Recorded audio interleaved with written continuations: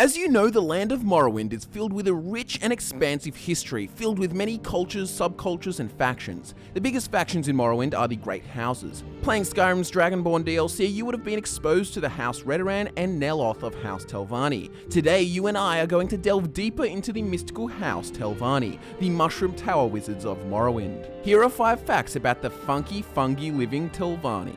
Fact number 1, Telvanni wizards live in grand mushroom towers that they grow with powerful magic. The towers themselves require levitation magic to ascend. This is by design, so it just doesn't allow anyone to come into these towers. In Dragonborn, you see one of these great towers named Tel Mithrin, owned by the Telvanni wizard Neloth, who was actually a councillor at the time of Morrowind. Sadrith Mora, Tel Arun, Tel Vos, Tel Mora, and Tel Brenora are other Telvanni towns with giant mushroom towers that populated the island of Vardenfell. However, it is likely that many of these were decimated during the eruption of Red Mountain, and it is unknown whether they were rebuilt or not. Fact number 2, the Great House of the Telvanni operates a little differently to others. They are said to mirror Sotha Sil in attitude. This great house consists of various highly egocentric and ambitious mages who live in their mushroom towers, mostly keeping to themselves and furthering their magical prowess and experiments. Many did not even have time to engage in the politics of the council, so they would instead send a lieutenant called a Mouth to act on their behalf.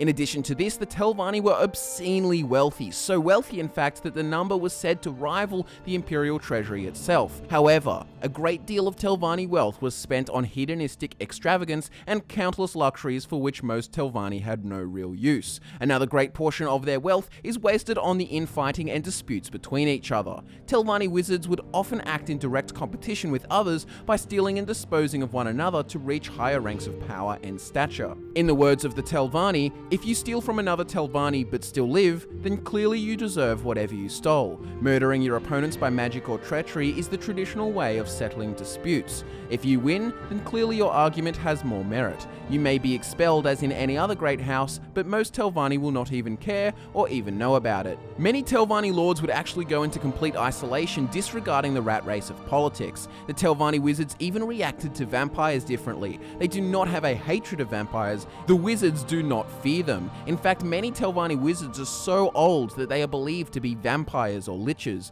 which is plausible due to their necromancy fascination. Basically, the Telvanni are a group of egotistical, isolationist wizards who do not like to be presided over by other factions, especially the Imperial Mages Guild. Fact number 3, it is the Telvanni belief that wisdom confers power and power confers right, so it's no wonder that they are one of the staunchest defenders of slavery. They believe slavery to be an ancient Dunmer right, and as their slogan reads, they believe that power confers right. Hence, they are more powerful than their slaves, so they have the right to them and their servitude. Many Telvanni towns featured slave markets. Telvanni farms, mines, and other holdings were all worked by slaves, mainly Khajiit or Argonian slaves. Fact number 4, the oldest living mortal to ever exist on Tamriel is a Telvanni wizard, Divath Vir. He is over 4,000 years old and was actually old enough to be born as a Chimer before Azura cursed the race and made them Dunmer. In the Third Era, he lived in his tower of Tel Fir, which was planted in the Azura's coast region of Vardenfell.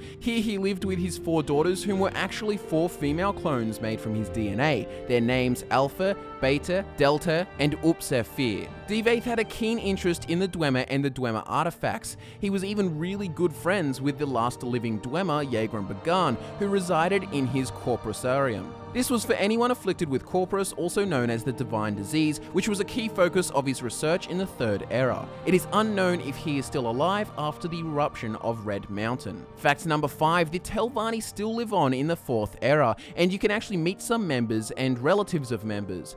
Brelnia Marion in the College of Winterhold is a descendant of a long line of powerful Telvanni mages. Bran Shay, the shop owner in Riften, is actually an orphaned member of House Telvanni. He was adopted by Argonians and raised to adulthood, but he was actually the son of a Telvanni maid who was escaping the Argonian invasion of Morrowind aboard a ship called the Pride of Tel Vos. And finally, there is Neloth on Solstheim, who has his own tower called Tel Mithrin. He even confirms that Telvanni still have holdings in Morrowind, so it still isn't over for the mushroom-dwelling egotistical super mages. Subscribe for more fact videos just like this one, like the video for the sake of old Divath Vir, and share this with all of your friends who love the Telvanni as much as you do. Mushroom towers are pretty damn awesome. I'm Scott from FudgeMuppet, and I will see you next time.